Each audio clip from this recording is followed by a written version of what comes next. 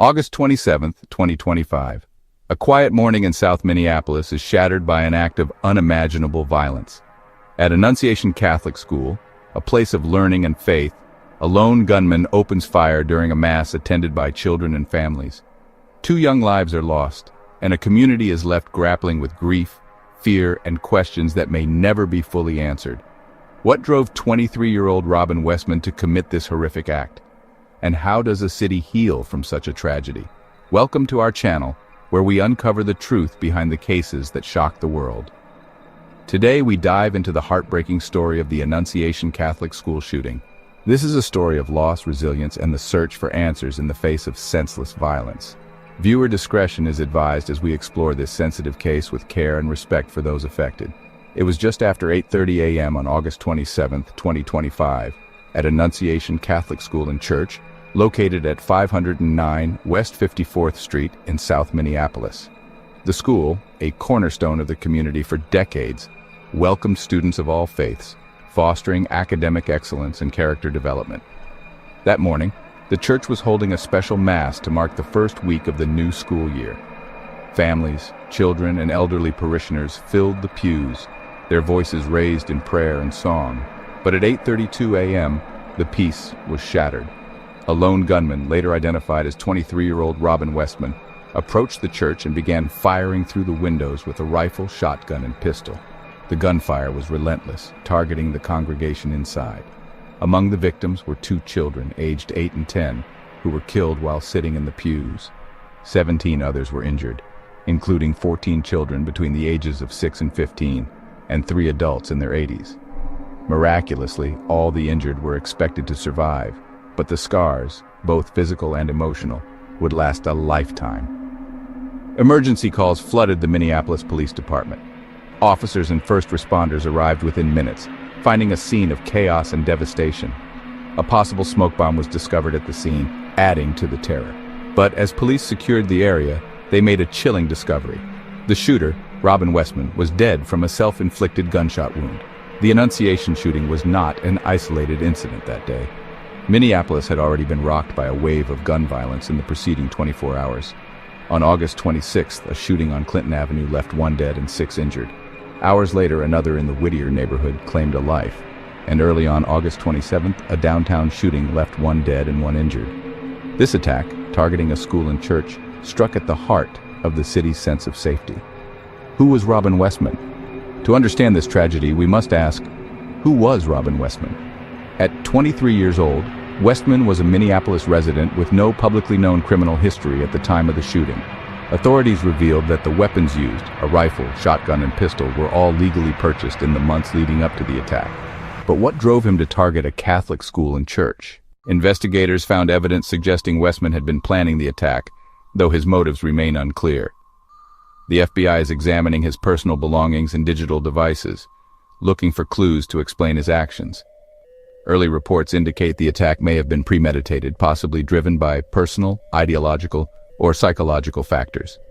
Perpetrators of mass shootings often exhibit warning signs such as isolation or fixation on certain ideas, but without specific details about Westman's life, the full picture remains elusive. Westman's background is largely a mystery. Searches at 3 residences linked to him are ongoing, with authorities combing through his possessions and communications. Was this a personal vendetta, a broader ideological attack, or the act of a deeply troubled individual? The answers are still unfolding, and the community waits for clarity. The Annunciation shooting left an indelible mark on Minneapolis. The 2 young victims, aged 8 and 10, were beloved members of their school and church community. Out of respect for their families, their names have not been publicly released, but their loss devastated those who knew them. The 17 injured victims, including 14 children, faced a long road to recovery. Hospitals like Hennepin Healthcare worked tirelessly to treat the wounded, while counselors and clergy offered support to a traumatized community. The Church of the Annunciation released a heartfelt letter to parishioners, calling for unity and healing in the face of tragedy. Local and national leaders responded swiftly. Minnesota Governor Tim Walz ordered flags to half-staff, as did President Trump and Iowa Governor Kim Reynolds. Minneapolis Mayor Jacob Frey condemned the violence, vowing to strengthen community safety measures. But for many, these words felt hollow in the face of such profound loss.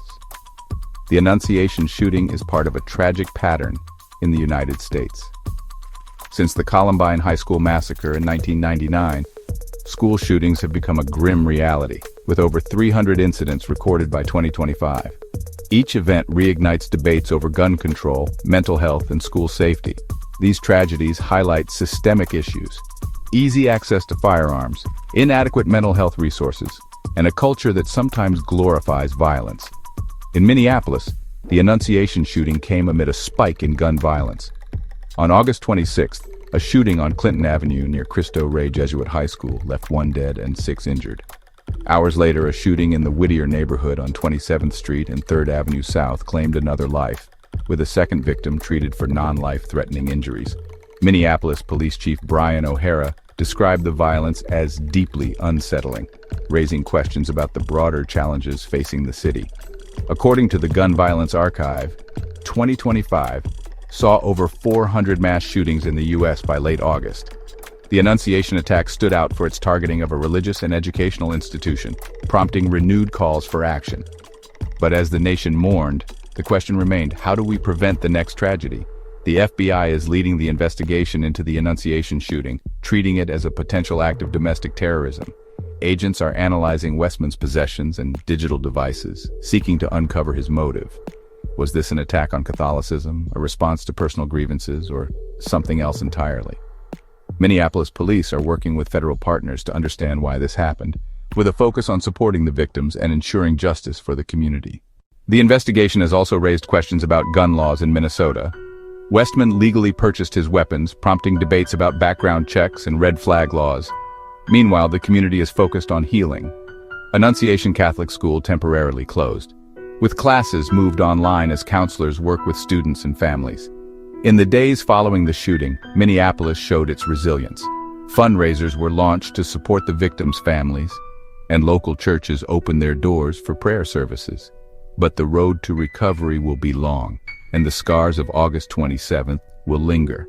The Annunciation Catholic School shooting is a stark reminder of the fragility of safety and the enduring impact of violence. For the families of the 2 children lost, no words can ease their pain. For the survivors, the journey to healing is just beginning. And for Minneapolis, this tragedy is a call to action, to address gun violence, support mental health, and protect our most vulnerable. As we reflect on this tragedy, we're left with questions that may never be fully answered. What drives someone to commit such an act? How do we balance freedom and safety? And how do we ensure that no community ever endures this pain again? These are the challenges we face as a society, and they demand our attention, our compassion, and our resolve. Thank you for joining us as we honor the memory of those affected by the Annunciation Catholic School shooting. If this story has moved you, please share it to raise awareness. Subscribe for more true crime stories and let us know in the comments how we can work together to prevent future tragedies.